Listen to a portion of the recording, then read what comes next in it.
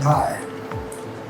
जैसा कि आप जानते हैं कि RSS राष्ट्रीय स्वयंसेवक संघ ये एक ऐसे आइडियोलॉजी के ऊपर बेस करता है जिसके अनुसार हिंदू और मुसलमान दो अलग अलग राष्ट्र हैं। वीर सावरकर ने इस थ्योरी को सबसे पहले स्पष्ट किया, लोगों के सामने लेकर के आए, लेकिन अब ये सबको पता चल गया है कि RSS का बेस क्या है।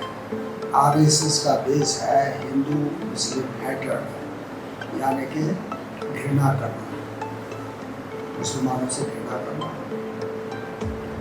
अन्य धर्मावलंबी जैसे कि ईसाई हैं उनसे जो है घृणा करना। ईसाइयों के बारे में जो उनकी घृणा है वो तो मणिपुर में जो वहाँ पर उठापटक चल रही है, वहाँ पर जो एक तरह से उपद्रव चल रहा है वो सिर्फ इसलिए है क्योंकि वहाँ पर RSS ने हिंदूवाद को बढ़ावा दिया और लोगों में ईसाइयत के खिलाफ भावनाएं भड़काई। वहाँ दो समुदाय हैं, एक ईसाई है और दूसरा मैथी है, जो हिंदू मैथोलॉजी पर जो है उसको मानते हैं। तो इसी प्रकार यूपी में और हरियाणा में, उत्तराखंड में ऐसे बहुत से इंस्टेंसेस हुए हैं जहाँ पर सरकार प्रायोजित हिंसा मुसलमानों के खिलाफ हुई। मुसलमानों के घर ढाए गए, मुसलमानों के जो है इकोनॉमिक प्रतिष्ठान जो है वो ढाए गए, उनको नेस्तनाबूद किया गया और वो दंगे पूरी छूट दी गई। इस तरह की जो मेंटोलॉजी है वो भारतीय जनता पार्टी के शासन में आने के बाद, खास करके मोदी सरकार जब से केंद्र सरकार पर काबिज हुई है तब से उसने ये कार्यक्रम शुरू करा। जहाँ तक मुसलमानों की बात है तो 2014 से 2019 तक इन्होंने मॉब लिंचिंग का सहारा लिया। भाजपा ने मुसलमानों को मॉब लिंचिंग के द्वारा टारगेट किया गया, उनकी हत्या की गई। उनके भीड़ द्वारा किसी व्यक्ति की हत्या करना ये मॉब लिंचिंग है। उसके बाद इन्होंने जो है अपने हिंदू जो इनकी शाखाएं हैं, जैसे कि बजरंग दल है, जैसे कि हिंदू वाहिनी है, ऐसी शाखाओं को छूट दी कि वो मुस्लिम आबादियों में जा कर के मुसलमानों के खिलाफ नारेबाजी करें, मस्जिदों के सामने जा कर के इस्लाम के खिलाफ नारेबाजी करें और मस्जिदों पर RSS का झंडा लेना है। यह आप लोगों ने देखा है। अब स्थिति ये है कि सिर्फ हिंदूवाद को बढ़ावा देना ही नहीं, बल्कि मुस्लिमों के खिलाफ और ईसाइयों के खिलाफ जो है जनमत जो है बनाना, ये RSS का काम है। और चूंकि भारतीय जनता पार्टी उसकी एक राजनीतिक शाखा है तो उसको क्रियान्वित करने का काम भारतीय जनता पार्टी करती है। और भारतीय जनता पार्टी द्वारा शासित जितने भी प्रदेश हैं वहाँ सभी जगह पर इस तरह की वारदातें आप लोगों ने देखी होगी। अब चूँकि 2024 में भाजपा को पूर्ण बहुमत नहीं मिला, मात्र 240 सीटों पर ही सीमित कर रह गई, वो भी तब जबकि भाजपा को जो इलेक्शन कमीशन है उसकी पूरी सपोर्ट मिली, उसका पूरा समर्थन मिला।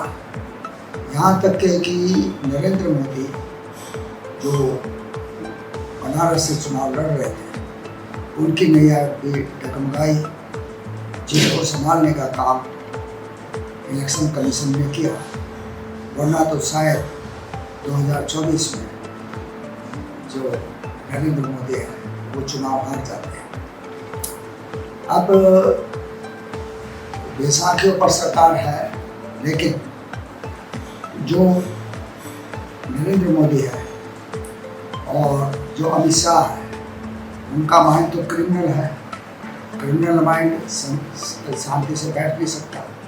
तो उन्होंने इस बार सोचा कि हम कैसे हिंदू वोटरों को लुभाएं। तो उन्होंने जो है वक्फ की संपत्तियों के ऊपर प्रश्न चिन्ह खड़ा करा, और वो एक बिल वक्फ की संपत्तियों के बारे में लेकर आया। उनका भाजपा का मानना है कि वक्फ के पास